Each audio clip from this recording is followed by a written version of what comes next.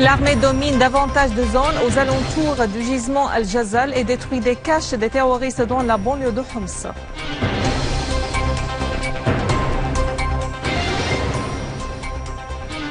Les documents de Wikileaks révèlent l'implication des Saouds dans l'attisement de la situation en Syrie.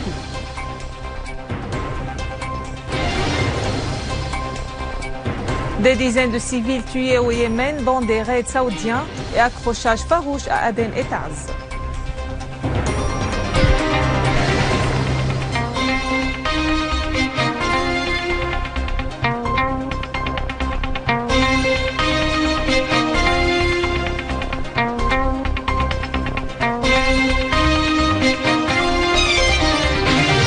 Mesdames et messieurs, bienvenue à vous tous à ce bulletin.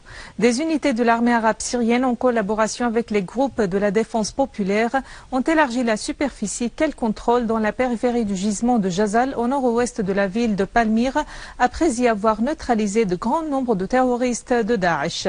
Une autre unité de l'armée a repoussé une attaque terroriste contre les villages de Jebel Jarrah, Maksab al-Hassan et Tloul el-Hawa dans la banlieue est de Homs, détruisant un véhicule blindé et plusieurs véhicules dotés de mitrailleuses lourdes avec les terroristes à bord.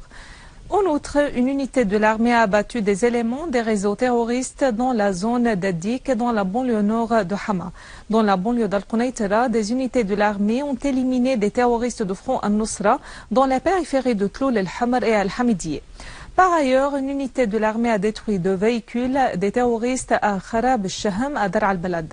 À Souaïda, une unité de l'armée arabe syrienne a détruit des véhicules et des caches des terroristes de Daesh dans le village d'Al-Qasr au nord-est de la ville.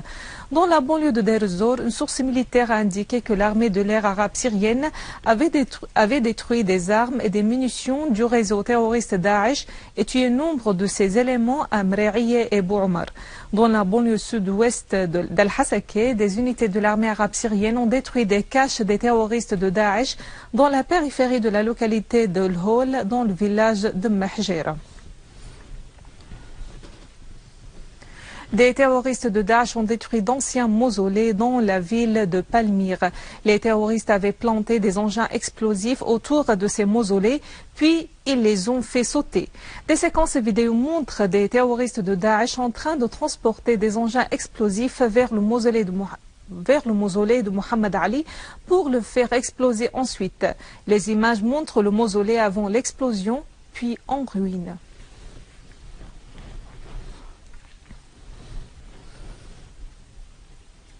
Les forces d'occupation israéliennes ont lancé une campagne d'arrestation arbitraire à l'encontre des Golanais dans le village de Majd al-Shams pour se venger de l'opération menée avant-hier par un groupe d'héros du village contre des blessés des terroristes de Front al-Nusra soutenus par l'entité d'occupation.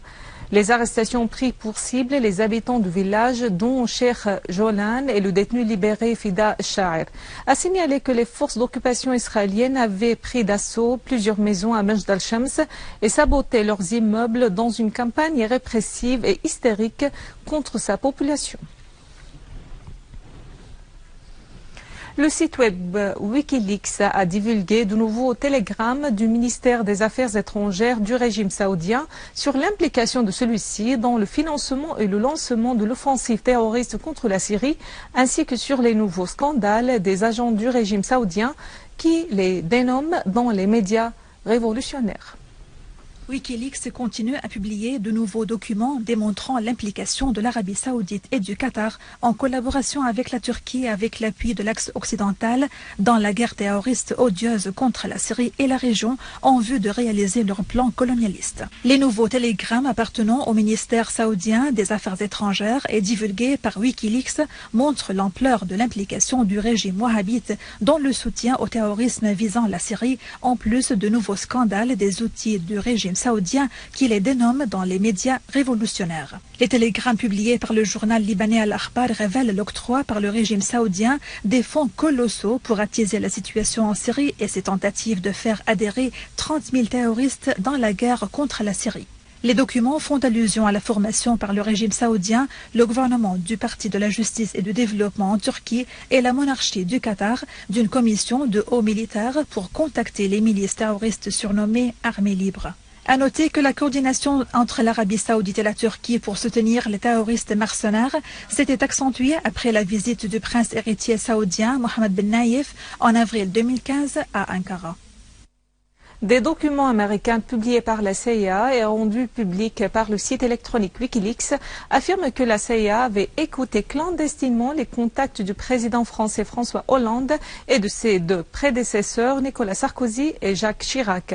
Un communiqué publié par l'Élysée à l'issue d'une réunion urgente tenue au Conseil français de la Défense sur fond de ces documents indique que les autorités américaines avaient promis fin 2013 de stopper les programmes d'écoute sur leurs alliés et que la France les appelle à respecter leurs engagements.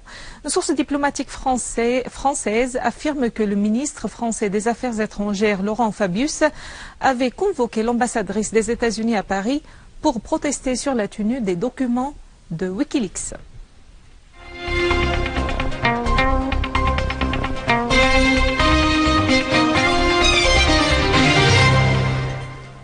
En Irak, 90 terroristes de Daesh ont été tués ou blessés par l'armée irakienne dans le gouvernorat d'Al-Anbar. L'armée de l'air irakienne a mené des frappes sur des caches des terroristes dans plusieurs régions, faisant 24 tués et 36 blessés et causant la destruction de 12 repères et des missiles antiaériens. De même, l'armée a procédé à la destruction des entrepôts des terroristes contenant des explosifs dans la région d'Al-Hsayba al-Sharqiya et à l'élimination de 30 terroristes. 9 Yéménites ont été tués dans une série de raids de l'aviation saoudienne sur plusieurs régions dans le district d'Al-Razeh, dans le gouvernorat de Saada au nord du pays. Cependant, le bilan des victimes des raids saoudiens sur la région de Sakin à Saada s'est élevé à 6 martyrs, dont 2 enfants et une femme. Les raids saoudiens ont également visé le district d'Al-Harad à Hajja, alors que nombre de civils sont tombés en martyrs dans des raids sur la région d'Al-Husayni, dans le gouvernorat de l'Hajj. Dans le gouvernorat d'Al-Hadid, à l'ouest du pays, les avions saoudiens ont mené des raids sur les meuneries et les maisons des citoyens. Pendant ce temps, des accrochages farouches opposant l'armée yéménite et les forces populaires d'une part, et les terroristes d'Al-Qaïda et des partisans de l'ex-président Abd Rabbo Mansour Hadi d'autre part se déroulent. Des chasseurs israéliens ont bombardé le village de Beth Hanoun au nord de la bande de Gaza dans une nouvelle violation de l'accord de l'accalmie. Des avions israéliens ont lancé un missile sur les terres agricoles suite aux fausses informations sur la chute d'un missile sur la côte de Asqalan au nord de la bande. Voici un rappel des principaux titres. L'armée domine davantage de zones aux alentours du gisement d'Al-Jazal et détruit des caches des terroristes dans la banlieue de Homs.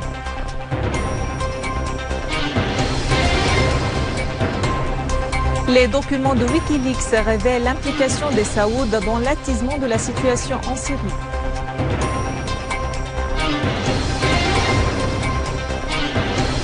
Des dizaines de civils tués au Yémen dans des raids saoudiens et accrochages farouches à Aden et Tars.